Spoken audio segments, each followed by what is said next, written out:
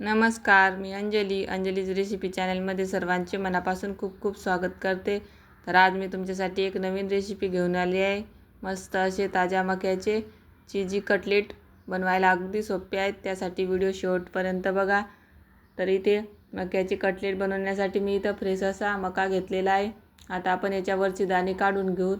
कढईमध्ये थोडंसं बटर घालूत आणि दाणे छान 3-4 मिनटं परतून घेऊ. मक्यामध्ये भरपूर प्रमाणावर मॉइश्चर असते, त्याच्यामुळे मका 2-4 मिनटं परतून घ्यायची. त्याची टेस्ट पण छान येते. पावसाळ्यामध्ये भरपूर मका येतात बाजारामध्ये, तर असे नवनवीन पदार्थ मक्याचे बनवून खाल्ले पाहिजेत. तरी ते मका मी 3-4 मिनटं परतला आहे. आता गॅस बंद करूत आणि हे दाणे एका थाटीमध्ये काढून घेऊत. हे दाणे आता आपल्याला थोडेसे थंड करून घ्यायचे आहेत. तरी ते दाणे थंड झालेले आहेत. आता मिक्सरच्या भांड्यामध्ये काढूत आणि त्याचं जाडसर एक वाटण बनवून घेऊत.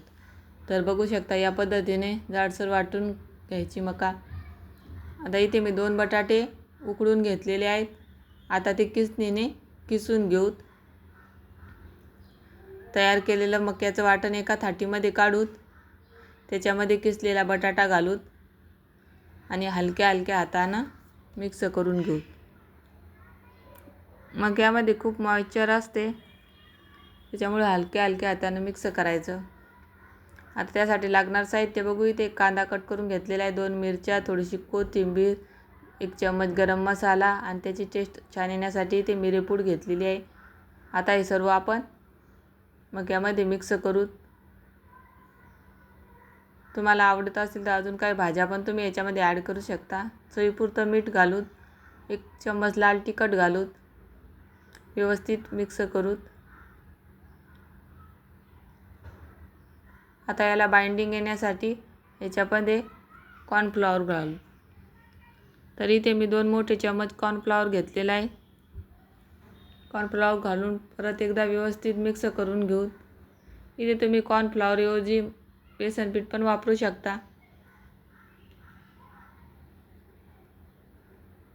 आता आपलं हे बॅटर तयार झालं.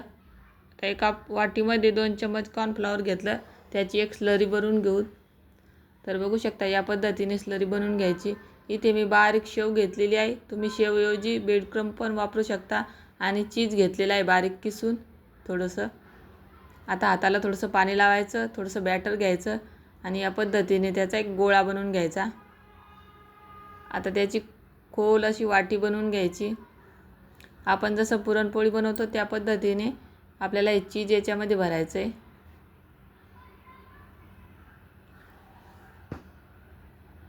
आणि ते या पद्धतीने पॅक करून घ्यायचं आहे. एकदम हलक्या हलक्या हातानं करायचं आहे, नाहीतर ते फुटून बाहेर येऊ शकते.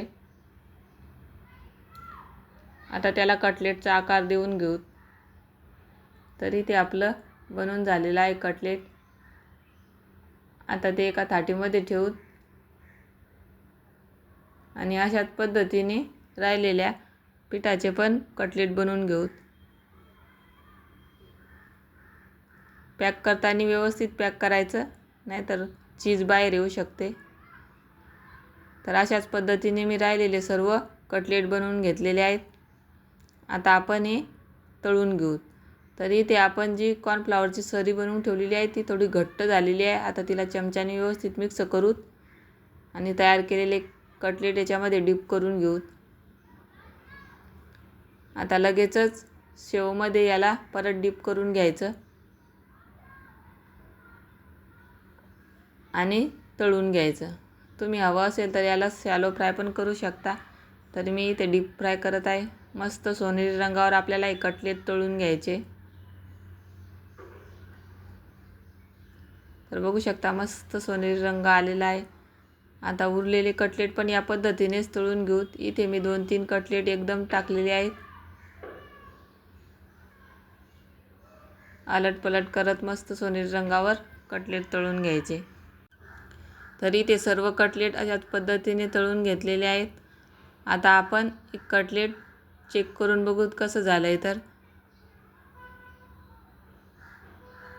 तर मस्त वरतून क्रिस्पी आणि मधातून चीजी हे कटलेट बनवून तयार झालेले आहेत.